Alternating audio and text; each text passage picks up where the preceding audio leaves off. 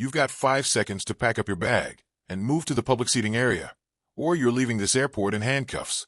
This lounge is for legitimate business travelers, not people trying to look the part." The arrogant police shouted at the young black guy, "If you're listening right now, please help me prove something wrong.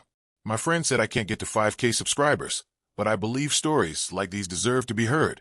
Help me prove to them that these stories matter." The air in the Los Angeles airport's premium terminal was thick with the scent of expensive eucalyptus and the hushed tones of high-stakes deals. Anthony Johnson sat in a corner velvet armchair, his eyes fixed on his laptop displaying complex logistics code. He was the picture of modern success, dressed in a $1,200 minimalist suit and clean leather shoes. Yet to Officer Sarah Miller, he was a trespasser. Miller stood over him, her hand resting habitually on her duty belt, her expression a mask of cold suspicion. To her, the business-class ticket resting on the side table was a likely forgery. She didn't see a CEO. She saw a young black man who didn't fit her narrow definition of wealthy. As travelers began to whisper and pull out their phones, the quiet luxury of the terminal was shattered by the sharp, metallic click of Miller's handcuffs being unclipped, signaling a confrontation that would soon go viral across the globe. Anthony didn't move. He'd learned long ago that sudden movements around agitated authority figures only made things worse. Instead, he reached slowly for his phone, his movements deliberate and measured, and pulled up his digital boarding pass.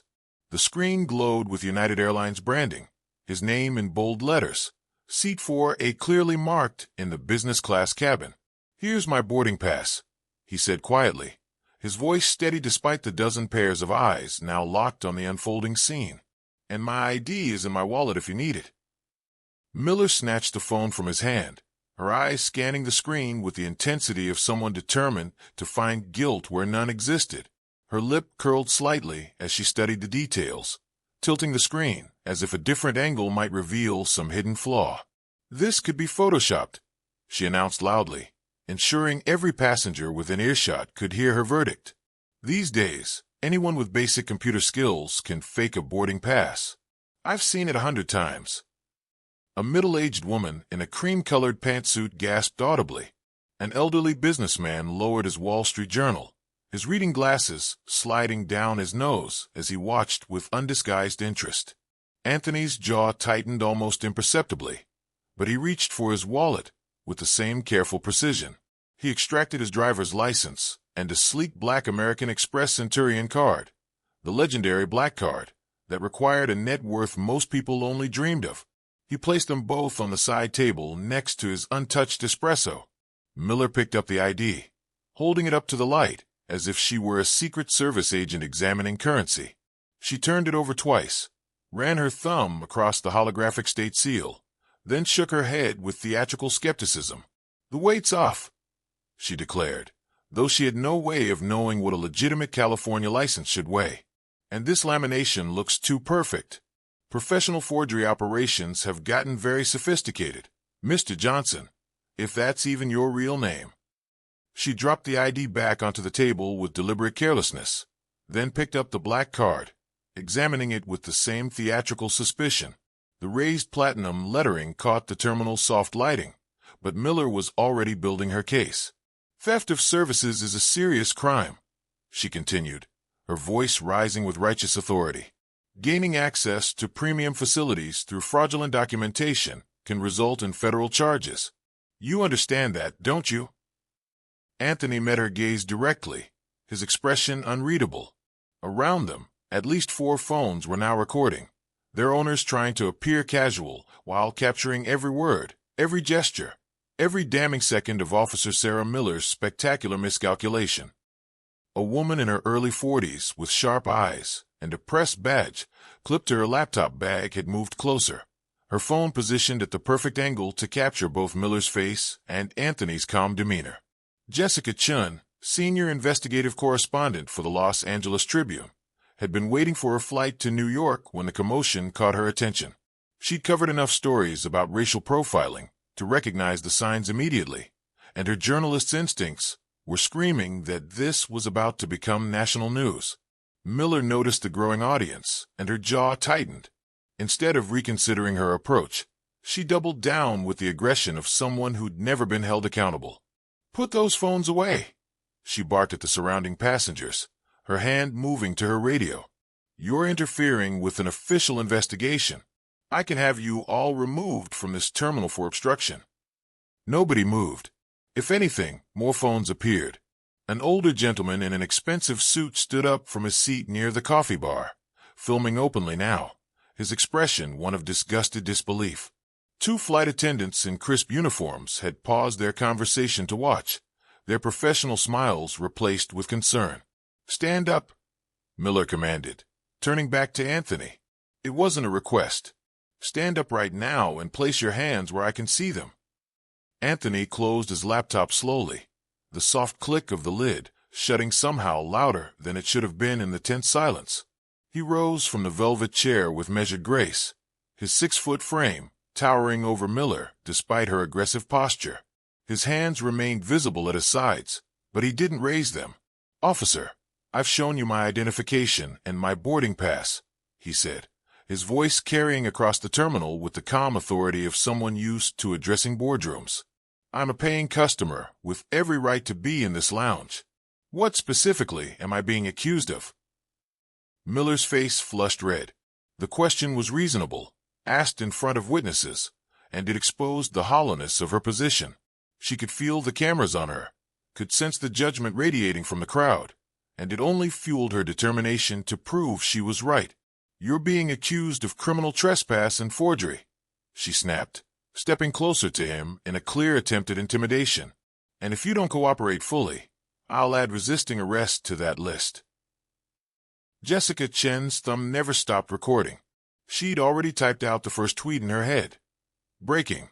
Black business traveler harassed by airport police in LAX premium lounge despite valid credentials. Video thread to follow." The story was already going viral, and Miller had no idea. The sharp crackle of Miller's radio broke the tension as she called for backup, her voice tight, with barely controlled frustration. "I need a supervisor in the Star Alliance Lounge, Terminal 7. I have an uncooperative subject, refusing to comply." Uncooperative. Anthony had shown his identification, his boarding pass, remained calm, and answered every question. Yet somehow, in Miller's narrative, he was the problem. Sergeant David Vance arrived less than 2 minutes later, his boots heavy against the marble floor.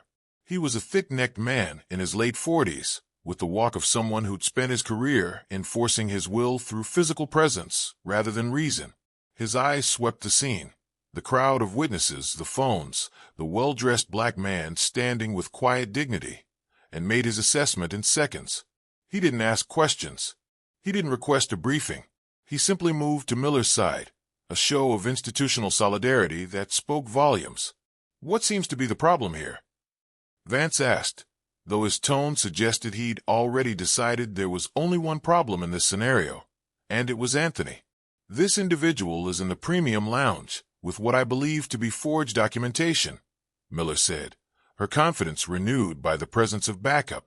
"He's refused to leave when ordered and has been argumentative throughout." Anthony's eyebrow raised fractionally at the word argumentative, but he said nothing. The cameras were capturing everything. The truth would speak for itself. Vance stepped forward and placed a heavy hand on Anthony's shoulder, his grip firm enough to be threatening without crossing into assault. The gesture was designed to assert dominance, to remind Anthony of who held the physical power in this equation. "Sir, you need to gather your belongings and come with us," Vance said, his voice carrying the practiced authority of countless similar confrontations. "You can either walk out of here voluntarily, or we can escort you to the precinct for refusing to comply with a lawful order. Your choice." The crowd's murmuring grew louder. Someone whispered, "This is insane," loud enough to be heard. A teenager in a Dodgers cap shook his head in disgust, his own phone recording from a different angle. Anthony looked down at the hand on his shoulder, then back up at Vance's face. Something flickered in his eyes, not fear, but a cold calculation. He'd been patient. He'd been cooperative. He played by every rule in their playbook, and they were still treating him like a criminal. "I'm not resisting anything, Sergeant," Anthony said quietly, his voice steady as steel. But I'm also not leaving this lounge. I paid for this seat. I have every legal right to be here, and unless you're formally arresting me for a specific crime, your lawful order is neither lawful nor reasonable. Vance's grip tightened. That sounds like resistance to me. Miller had heard enough. She pulled out her tablet, the department-issued device that connected directly to the National Law Enforcement Database. If this man wanted to play games with his fake credentials and carefully rehearsed answers, she'd show him what real authority looked like. In her experience, there was always something in the system: outstanding warrants, unpaid tickets, suspicious activity reports. Always. "Give me your social security number," she demanded, her fingers already hovering over the tablet screen. Now, Anthony's expression didn't change, but Jessica Chen caught the slight shift in his posture, the almost imperceptible exhale that suggested he knew exactly where this was heading. She zoomed in slightly, making sure her phone captured every detail of what was about to unfold. "You want to run a background check on me?"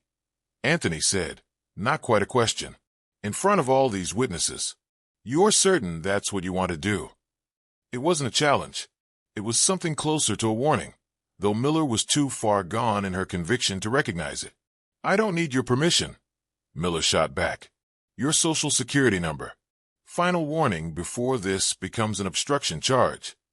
Anthony recited the 9 digits slowly, clearly, each number falling into the silence like a stone into still water.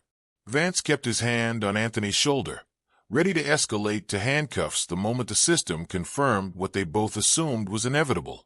Miller typed the numbers into the database with the confidence of someone who'd done this 1,000 times. The query screen loaded, processing the request through interconnected law enforcement systems across the country. In her mind, she was already composing the arrest report: fraud, criminal trespass, resisting a lawful order, maybe even identity theft if they got really lucky. The terminal had gone quiet. Even the ambient music seemed to have faded. Passengers who'd been pretending to read or work had abandoned all pretense, watching the scene with the horrified fascination of witnessing a car crash in slow motion. The tablet screen flickered, then loaded. Miller's eyes scanned the first line of the results, expecting to see a rap sheet. Instead, her face went pale. She blinked, scrolled up as if she'd somehow started on the wrong page, then read it again. "What is it?" Vance asked, noticing her sudden silence. Miller's hand trembled slightly as she turned the tablet toward him, her throat suddenly dry. The color had drained from her face completely, replaced by the chalky white of someone who'd just realized they'd made a catastrophic mistake. Vance read the screen. His hand dropped from Anthony's shoulder as if it had been burned. The database didn't show a criminal record. It showed something far worse for Officer Sarah Miller's career. Before either officer could speak, Miller's radio erupted with a sharp burst of static.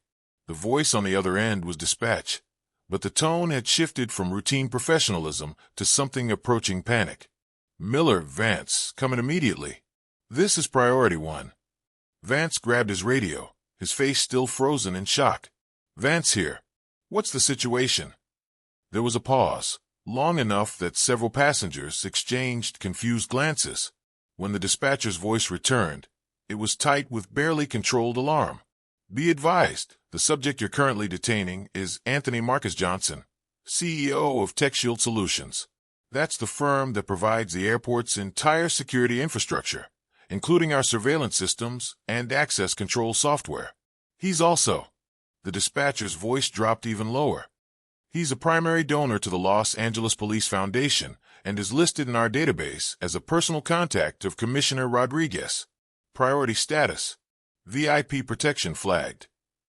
The words hit the terminal like a shockwave. Miller's tablet nearly slipped from her hands. Vance's face had gone from pale to gray, the color of someone experiencing a medical emergency. Jessica Chen's eyes widened behind her phone. She knew Commissioner Rodriguez. Everyone in LA journalism did. The man didn't have personal contacts listed in police databases unless they were either extremely important or extremely dangerous. Anthony Johnson was clearly the former. Miller's mouth opened and closed soundlessly. Around them, passengers were no longer bothering to hide their reactions. The elderly businessman let out a low whistle. The woman in the cream pantsuit covered her mouth with her hand. Someone in the back muttered, "Oh, they are so screwed." Anthony remained perfectly still, his expression unchanged, but there was something in his eyes now. A quiet vindication mixed with profound disappointment. This wasn't triumph. This was the exhausting familiarity of watching people realize his worth only after being confronted with his credentials, never before. "Mr. Johnson," Vance began, his voice hoarse. The "sir" had finally appeared, though it was years too late. "I think there's been a misunderstanding." Anthony finished for him, his voice cutting through the terminal with surgical precision. "Is that what you were going to say, Sergeant? Because from where I'm standing, there's been no misunderstanding at all. You understood perfectly well what you were doing." Miller's radio crackled again. "Miller, is Mr. Johnson still there? The terminal manager and Chief Donovan are en route to your location. ETA 2 minutes. 2 minutes. That's how long Miller and Vance had before their superiors arrived to witness the wreckage of their careers, all of it captured on a dozen phones and already spreading across social media like wildfire. Anthony finally moved, reaching down to gather his laptop and belongings with the same measured grace he'd maintained throughout the entire ordeal. "I'll wait," he said quietly. The 2 minutes felt like 2 hours. Miller and Vance stood frozen, their earlier aggression evaporated into a suffocating silence. Neither dared to speak, to move, or even to meet the eyes of the witnesses who surrounded them, like a jury already rendering its verdict. When Terminal Manager Patricia Hawkins and Chief of Airport Police Raymond Donovan finally arrived, they were nearly running, their polished shoes clicking frantically against the marble floor. Hawkins' carefully applied makeup couldn't hide the sheen of sweat on her forehead, and Donovan's uniform shirt had come partially untucked in his haste. "Mr. Johnson," Hawkins began breathlessly, her hands already raised in a gesture of appeasement. "On behalf of Los Angeles International Airport, I cannot begin to express how deeply—" "Stop!" Anthony's single word cut through her prepared speech like a blade. He turned to face them both, his posture relaxed but his eyes burning with controlled intensity. "If you're about to offer me a private apology in your office, with a complimentary upgrade and some vouchers, save it. I'm not interested." Donovan stepped forward, his face flushed. "Mr. Johnson, please. If we could just discuss this away from the crowd." "Away from the witnesses, you mean?" Anthony gestured to the passengers, to Jessica Chen still recording every word, to the flight attendants who'd watched the entire confrontation unfold. "You want to sweep this under the rug. Make it go away quietly. Protect your officers from the consequences of their actions." "That's not what we—" Hawkins tried again. "These 2 officers," Anthony continued, his voice rising just enough to ensure everyone in the terminal could hear, "accused me of forgery, theft, criminal trespass, and threatened me with arrest. They put their hands on me. They attempted to humiliate me in front of dozens of people. And they did all of this while I was sitting peacefully in a lounge I had every legal right to occupy, with valid credentials I presented immediately upon request." Miller looked like she wanted to disappear into the floor. Vance stared at his boots, his jaw clenched. The only reason they're standing here looking terrified right now is because your database told them I'm important, that I'm wealthy, that I know the commissioner." Anthony's voice carried a weight that silenced even the ambient airport announcements. "But what if I had been a teacher, a nurse, a student? Would you be rushing here to apologize then? Or would I be in handcuffs in your holding cell right now?" The question hung in the air, unanswerable, because everyone already knew the truth. "I don't want your private apology," Anthony said finally. "I want accountability. I want these officers suspended pending a full investigation. I want a public statement from this airport about racial profiling. And I want every single person who witnessed this to know that dignity isn't something you earn by being rich enough or connected enough. It's something every human being deserves from the moment they walk through your doors." Jessica Chun hit send on her article. The story was already live,